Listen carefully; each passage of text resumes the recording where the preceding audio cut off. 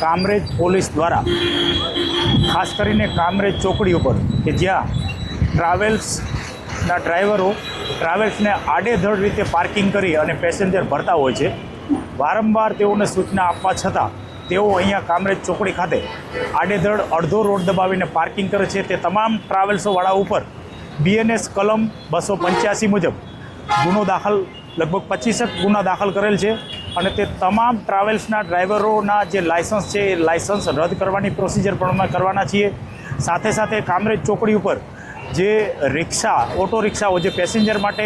એ લોકો પણ આડેધડ રીતે અહીંયા પાર્કિંગ કરે છે, તે તમામ રિક્ષા લગભગ 70 જેટલી રિક્ષાઓને ડિટેન કરેલ છે। એ તમામ રિક્ષા અને ટ્રાવેલ્સવાળાને અત્રેથી કામરેજ પોલીસ દ્વારા કડક સંદેશ આપવામાં આવે છે કે હવે પછીથી કામરેજ ચોકડી ઉપર મહેરબાની કરી અને